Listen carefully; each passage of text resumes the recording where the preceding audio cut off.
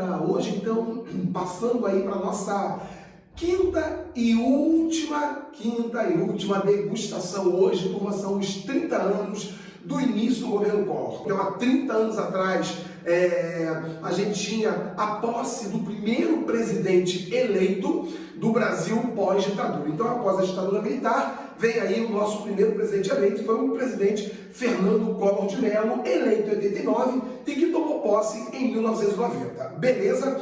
Moçada, mas vamos pegar um pouquinho antes aí a história, né, do Collor. O Collor fez a sua... Ele nasceu no Rio de Janeiro, mas ele fez a sua carreira política, uma boa parte dela, em Maceió, Alagoas. Então ele foi em 1986, ele foi eleito governador de Alagoas, tá? Ele foi eleito naquela leva do governo federal que elegeu vários governadores em função do Plano Cruzado, o plano de estabilização econômica, que não deu certo, mas o Plano Cruzado ajudou o então presidente Sarney a eleger um grande número de deputados e governadores, e o Collor foi eleito pelo PMDB governador de Alagoas. E aí, turma, olha só na telinha de vocês, tá? Reparem bem que o Collor, né, tá bem aqui para vocês, o Collor, ele já em 86, a imprensa havia começado uma campanha, né, uma certa campanha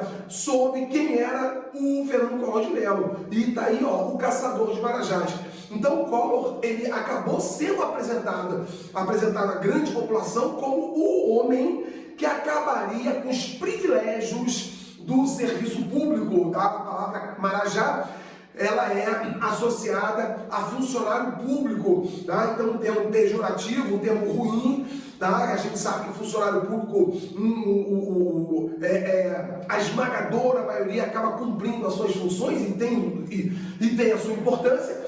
E a palavra Marajá era muito associada àqueles agentes do serviço público, muitas vezes não era nem funcionário, poderia ser um secretário, né, um secretário de educação, um secretário de saúde, e ele afirmou que iria caçar, ele iria acabar com os privilégios, os chamados privilégios no setor público. Então ele é apresentado assim, essa aí é a capa da revista Veja, tá? A capa da revista Veja, que apresentou o Collor à sociedade, porque, né, pessoal, o Collor foi eleito governador de um estado, né, obviamente não desmerecendo o lindo estado de Alagoas, mas ele foi eleito por um estado de população pequena e ele precisava ser apresentado ao grande público. Então, normalmente as eleições passavam principalmente pelo estado de São Paulo e ele era governador de Alagoas. Então, a revista Veja e outros órgãos de imprensa o apresentaram como o caçador de Marajás, como uma forma de ir marcando o nome do Fernando Collor de Mello, beleza? E aí, turma, nós temos uma outra imagem, que é a imagem do último debate entre o Collor e o Lula, né? Debate esse transmitido pela Rede Globo de televisão, e que na época ficou muito conhecido como o debate que sacramentou a vitória do Fernando Collor de Mello. Tá? Nesse debate aí, a Globo editou as imagens e veiculou no Jornal Nacional e editou imagens francamente favoráveis ao candidato, então, Fernando Collor de Mello. Beleza?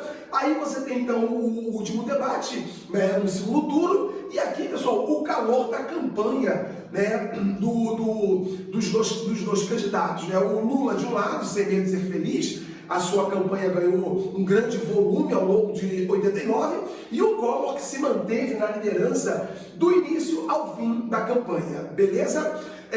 Ali, ó, MPRN, que você vê no Collor, é o movimento, né, o nome do partido, PRN é o nome do partido Collor, Partido da Renovação Nacional, e o M é de movimento, então movimento do Partido da Renovação Nacional, beleza? Então o calor da campanha tá aí, Lula e Collor disputando o segundo turno numa eleição que foi uma eleição muito bacana, muito bonita, né? Engajou boa parte da sociedade brasileira, porque o brasileiro não votava desde 1961, quando ele votou entre o Jânio e o Jango, tá ok? Aliás, perdão, desde 1960 que o brasileiro não votava, beleza? Galera, então com isso a gente tem a vitória do Collor e tá aí ó, o slogan do governo dele, né? Tá aí o layout do governo dele, governo do Brasil. Na época a gente vivia uma polarização muito grande, até um pouco parecida, né, guardadas as devidas proporções, esquerda, direita. Então você tinha no leste europeu, né, a crise do bloco socialista e o Lula representando aí essa esquerda vermelha e o Collor então abraça as cores da bandeira do Brasil como forma de apelo popular para vencer as eleições, beleza? E isso acabou dando muito certo. Pessoal, então aí você tem o slogan do governo Collor, né? Assim como a sua campanha, a sua propaganda, né? Governo do Brasil, todo governo tem isso, né? O governo hoje brasileiro é pátria amada, né? O governo Lula era Brasil para todos e assim vai. Né? Todo governo tem ali o seu slogan que o identifica. Então você tinha ali no Collor o governo do Brasil. Moçada, qual era o grande problema do Brasil naquela época? O grande problema do Brasil era a inflação. Então o governo Sarney ele teve 5 planos econômicos, tá? E o governo Collor, então, ele vai, né, lançar no dia 16, né, a posse do Collor foi no dia 15 de março, no dia 16 de março, ele lança o seu plano econômico, que passou a se chamar Plano Collor, mas o nome oficial era Plano Brasil Novo, tá? Esse é o nome oficial. Então, no Plano Brasil Novo, vamos para a nossa telinha, olha aí, moçada, substituição da moeda corrente, o cruzado novo pelo cruzeiro. Então houve uma mudança na moeda, o nome da moeda mudou, cruzado novo para cruzeiro. Criação do IOF, que existe até hoje, imposto sobre operações financeiras. Aí, pessoal, congelamento de preços e salários. Então, uma prática comum que já vinha ocorrendo no governo Sarney, né? O Sarney, com o plano cruzado, já lançou isso. Eliminação de vários tipos de incentivos fiscais para a importação. O Collor dizia, né, pessoal? O Collor dizia, vamos abrir a economia do Brasil, vamos modernizar o Brasil. O que é modernizar o Brasil? Era justamente favorecer a entrada de produtos estrangeiros que o Collor dizia eram muito superiores à indústria nacional. Tanto é que o Collor chamou os nossos carros de carroça. Essa frase foi muito famosa. O Brasil não tem carro, o Brasil tem carroça. Curiosamente, né, os nossos veículos eram Volkswagen, era Ford, era Chevrolet, General Motors, mas ele vai chamar de carroça por quê? Porque o Brasil não estava aberto. Então, galera, uma coisa muito importante, o Fernando Collor de Mello é o presidente que abre a economia brasileira para produtos importados. Ele é o presidente, se a gente fosse colocar em termos de ordem econômica, ele é o presidente do neoliberalismo. Mas o neoliberalismo tem ele, tem o Itamar Franco, tem o Fernando Henrique, o próprio Lula, que aplicou algumas políticas também de caráter neoliberal, como, por exemplo, privatizações, redução do serviço público, redução do enxugamento da máquina pública. Isso também esteve presente no governo do Lula, tá? Então, de uma forma ou de outra, em maior ou menor grau, você teve essas práticas ao longo desses governos, tá ok? Mas o Collor, o emblema dele, a marca do Collor é essa. Ele é considerado um presidente que abre a economia para as importações, tá? Aí, moçada, voltando para a nossa tela, aumento de preços de serviços públicos como gás, energia elétrica, serviço postal. Então ele aumenta o preço de serviços públicos, congela outros preços e salários, e com isso a intenção era fazer com que o governo pudesse ter capital para se organizar. Liberação do câmbio e várias medidas para promover uma gradual abertura da economia brasileira em relação à concorrência externa. E a extinção de institutos governamentais, e o governo anunciou que pretendia demitir cerca de 360 mil funcionários públicos, o que acabou aumentando, né?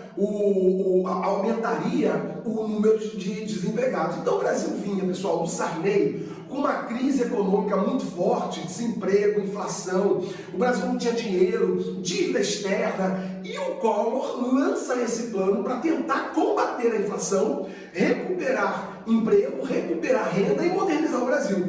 Só que o plano não deu certo, pessoal. Então o plano Collor 1, depois ele lança o plano Collor 2, mas o plano Collor 1, o plano Brasil Novo, não dá certo. E uma medida que eu deixei por último, radicalíssima, que foi, olha aí, moçada, o confisco da poupança. Então todo mundo que tinha um determinado valor guardado no banco, tá? Então vamos imaginar que você tivesse 500 mil cruzeiros, tá? Você só poderia resgatar por um ano 50 mil cruzeiros, tá? Ou seja, você teve retido boa parte do dinheiro que você guardou. Então era muito comum, por exemplo, o sujeito, ele vendeu uma casa e ele agora está procurando outra para comprar. Aquele valor que passasse dos 50 mil cruzeiros, tá? E aí, pessoal, tanto faz falar cruzeiro cruzado, porque um cruzado novo valeu um cruzeiro, tá? Então, se você tivesse além dos 50 mil, o que fosse além dos 50 mil, estava travado no banco, ok? Então isso já, no primeiro momento, gerou um choque, o plano Collor foi um grande choque. Então, no primeiro momento, gerou uma grande surpresa no conjunto da sociedade. Como a inflação não foi combatida como se esperava, aquela surpresa acabou virando decepção. E o Collor foi perdendo por conta desse plano, ele foi perdendo popularidade, até que vem as denúncias do seu irmão, Pedro Collor, e aí com essas denúncias você tem então as denúncias do Pedro Collor, na revista Veja também, né? Você tem então o início de uma investigação e futuramente a abertura de um processo de impeachment. Então você teve a CPI do PC, então Comissão Parlamentar de Inquérito do PC Farias. PC Farias era o tesoureiro do Collor e ele era visto como o grande articulador, né, da estrutura corruptível do governo Collor. Ele era visto como o cara que organizava essa estrutura de corrupção do PC, tanto é que a CPI era a CPI do PC.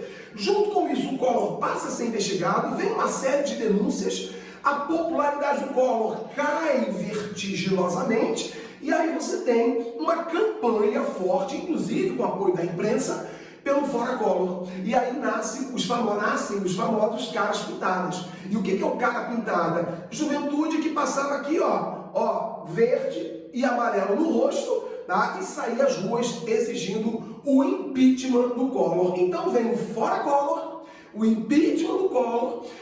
Esse impeachment foi transmitido por vários canais de TV, tá? E em alguns lugares se colocou numa praça pública, um telão, para a população acompanhar. Então houve uma grande campanha pelo impeachment do Collor, tá? O parlamento, a Câmara dos Deputados votou o impeachment e acabou aprovando esse impeachment, e o Collor então acabou saindo da presidência. Aí, moçada, a manchete do jornal Folha de São Paulo, né, no dia seguinte: vitória da democracia, impeachment. Câmara depõe Collor em decisão histórica. Pessoal, por que decisão histórica? Porque o Collor foi o primeiro presidente, galera, a sofrer o impeachment pela Câmara dos Deputados. O primeiro presidente do mundo. O primeiro presidente do mundo a sofrer um impeachment foi o presidente Collor. Beleza? Cuidado, turma. Se aparecer que o Nixon sofreu impeachment, tá absolutamente incorreto. O Nixon, ele renunciou, ele sofreria com certeza um processo de impeachment. Se houvesse a votação, ele seria impeachmentado, mas ele renunciou no dia anterior. E o Collor não foi até o final. Então o Collor sofre a votação do impeachment na Câmara. Então ele é o primeiro presidente do mundo a sofrer um processo de impeachment. Galera, para a gente finalizar, que a parte mais importante é essa, vamos então ao plano econômico do governo Collor. Um resuminho só para a gente fechar esse nosso último encontro, mas não esqueça, na sexta-feira tem uma surpresinha para vocês, beleza? Vamos lá então. Plano econômico, então, pessoal, vamos lá na tela. Plano econômico. Brasil Novo é o nome do plano Brasil Novo. confisco da poupança por um ano, nova moeda, o cruzeiro.